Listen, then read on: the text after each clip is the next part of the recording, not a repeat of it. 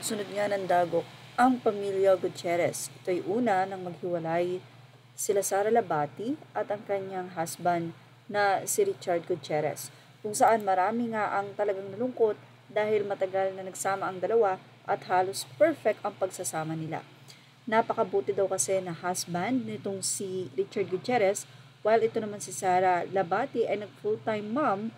At syempre dahil masyadong magarbo yung buhay kung saan yun nga yung sinasabi na dahilan kung bakit nagkahiwalay ang dalawa.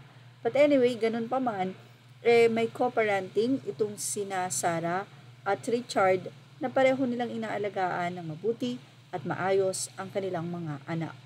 Nito lamang ay ginulantang naman ni Rufa Gutierrez matapos nitong i-announce na ang kanyang hipag, ang asawa ni Elvis Gutierrez, ay pumanaw na sa pakikipaglaban nito sa sakit na cancer or leukemia. Nag-announce si Rufa na ang kanyang hipag na si Alexa ay kasalukuyan nga na nakikipaglaban sa sakit na leukemia noong January. December ay nagpunta pa ang pamilya Gutierrez sa Japan kung saan ay hindi nakakasama dito si Sara Labati. Makikita na maayos at malakas pa ang lagay doon ni Alexa. Tatang napakabait na manugang, asawa, hipag nitong si Alexa. Nanay, ayan, dahil sobra ang pagdadalamhati ng pamilya Gutierrez, especially Rufa, na ito ay kanyang hipag pero matindi ang kanyang kalungkutan nang hindi na nga nakasurvive pa sa sakit itong si Alexa. Nagpasalamat pa nga si Rufa sa St. Luke sa pag-aalaga sa kanyang hipag. Kahit nga nagkaroon ng issue ay hindi nga napigilan ni Sara Labati na mag-post sa kanyang Instagram story kung saan ibinahagi niya ang mga larawan ni Alexa nung ito ay 19 pa lamang. Na post naman ito sa Instagram ng asawang si Elvis. Ibinahagi din ni Sara ang pagsasama nila ng kanyang bilas na si Alexa.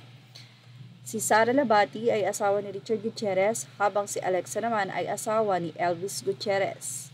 Sa naging post ni Sara ay sobrang mamimiss niya nga itong si Alexa, ang kanyang sista. Higit doon ay tinanong pa niya kung bakit daw ang bilis ng pag-alis ni Alexa. Actually, marami talaga ang nag-expect na makakasurvive si Alexa dahil nagpapakita ito ng pagiging strong at talaga namang ibinabahagi niya na fighter siya. Kaya marami ang nagulat sa naging announcement ni Rufa Gutierrez na ang kanyang hipag na si Alexa ay namayapa na. Sa ngayon ay wala pang update ang pamilya Gutierrez, pero syempre, igalang ang privacy ng kanilang pagdadalamhati. Yan ang ating Showbiz Now update. Thank you for watching.